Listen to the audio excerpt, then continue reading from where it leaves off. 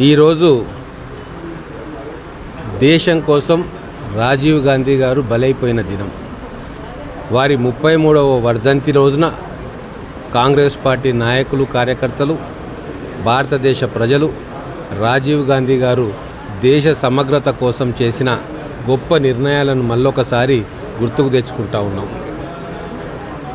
కంప్యూటర్ను భారతదేశంలో విస్తృతంగా ప్రవేశపెట్టి రైల్వేస్లో, విమానాల్లో రైల్వే బుకింగ్ కావచ్చు, సూపర్ కంప్యూటర్ల స్థాపన కావచ్చు, వీటన్నిటికీ కూడా పునాది ఏర్పడ్డది రాజీవ్ గాంధీ గారి హయాంలో. ఈరోజు సాఫ్ట్వేర్ దిగ్గజంగా, ఐటీ సర్వీసెస్ దిగ్గజంగా ప్రపంచ దేశాల్లో భారత స్థానం సమున్నతంగా ఉన్నది అంటే దానికి ప్రధానమైన కారణం ఈరోజు రాజీవ్ గాంధీ గారు.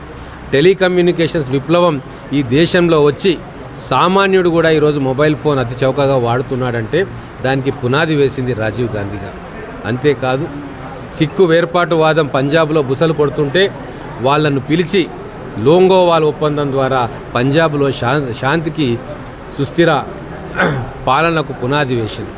మిజోరాంలో లాల్ డెంగా గారు వేర్పాటువాదంతో ఉన్నప్పుడు వారిని పిలిచి జనజీవన స్రవంతిలోకి, భారతదేశ స్రవంతిలో కలుపుకొని అక్కడ మిజోరాం ఒప్పందం చేసుకున్నారు.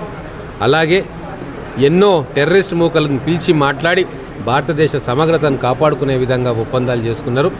అట్టుడికి పోయి సివిల్ వార్లో ఉన్న అస్సాం రాష్ట్రంలో కూడా ఆ రోజు అస్సాం గణపరిషత్ కానీ మిగతా యువ వేర్పాటువాద సంస్థలతో కూడా పిలిచి మాట్లాడి వాళ్ళను కూడా భారతదేశ జనజీవన స్రవంతిలో కలిపిన మహానుభావుడు. అలాగే ఎల్టీటీ తీవ్రవాదం భారతదేశంలో పెను ప్రమాదానికి గురవుతుంది అని తెలిసి వాళ్ళను పిలిచి ఒప్పించి వాళ్ళతోటి శాంతి ఒప్పందం కుదుర్చుకున్న మహానుభావుడు. కానీ భారతదేశ అఖండతను కాపాడుతున్న రాజీవ్ గాంధీ గారిని చూసి ఓర్వలేక ప్రపంచ దేశాల్లోనే ఈయన నెంబర్ 1 నాయకుడిగా ఎదుగుతున్నాడు అని చెప్పి కొన్ని విదేశీ శక్తులు దేశీయ శక్తులతో కలిపి కుట్ర చేసి ఆ మహానాయకుడి ఆదిలోనే అంతం చేసే ఒక అంతర్జాతీయ కుట్రలో భాగంగా దేశం కోసం బలైపోయిన రాజీవ్ గాంధీ గారు 33 సంవత్సరాల తర్వాత కూడా ఈరోజు దేశం వారు చేసిన సేవలను గుర్తించుకొని ఘనంగా నివాళి అర్పిస్తూ ఉంది. రాజీవ్ గాంధీ గారు చూపిన బాటలోనే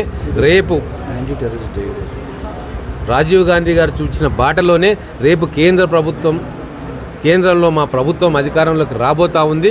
ఖచ్చితంగా వారు చూపిన బాటలోనే కాంగ్రెస్ ప్రభుత్వం కానీ, కాంగ్రెస్ నేతృత్వంలో ఉన్న ఇండియా అలయన్స్ ప్రభుత్వం కానీ నడుస్తుంది. కోట్లాది మంది యువకులకు ఉపాధి అవకాశాలు కల్పిస్తుంది. యాంటీ టెర్రరిస్ట్ డేగా ఈరోజు భారతదేశం అంతా కూడా రాజీవ్ గాంధీ గారి వర్ధంతిని చాలా ఘనంగా జరుపుకుంటూ ఉన్నాం. కోట్లాది మంది యువకులకు రాజీవ్ గాంధీ గారు స్ఫూర్తి. 21 సంవత్సరాలు ఉన్న ఓటింగ్ హక్కును 18 సంవత్సరాలకు తీసుకొచ్చి ఒక గొప్ప, ప్రపంచంలో ఎవరూ చేయలేని ఒక గొప్ప ప్రయోగాన్ని భారతీయ యువతరం కోసం రాజీవ్ గాంధీ చేశారు. కాబట్టి యువతరానికి అంతటికీ కూడా రాజీవ్ గాంధీ గారి ఆదర్శం. ఒక ప్రధానమంత్రి కుమారుడుగా, ఒక ప్రధానమంత్రి మనవడిగా ఉన్న చాలా సింపుల్గా, చాలా హంబుల్గా ఒక సామాన్య జీవితం గడిపిన వ్యక్తి రాజీవ్ గాంధీ. ఒక పైలట్గా, ప్రధానమంత్రి కొడుకుగా ఉండి కూడా ఒక పైలట్గా ఉద్యోగం చేసిన మహానుభావుడు రాజీవ్ గాంధీ. అటువంటి సింప్లిసిటీ, అటువంటి హంబుల్నెస్, అటువంటి సాదాసీదా తత్వం ఈరోజు రాజకీయ నాయకుల్లో కూడా వారిని స్ఫూర్తిగా తీసుకొని కదలాలని చెప్పి నేను మనస్ఫూర్తిగా కోరుకుంటూ మరొక్కసారి మా కాంగ్రెస్ పార్టీ నాయకుల తరఫున, కాంగ్రెస్ పార్టీ తరఫున, మహబూబ్ నగర్ జిల్లా ప్రజల తరఫున రాజీవ్ గాంధీ గారి సేవలను గుర్తు తెచ్చుకుంటూ ఈరోజు వారి 33వ వర్ధంతి రోజున ఘనమైన నివాళి మేము అర్పించుకుంటా ఉన్నాం.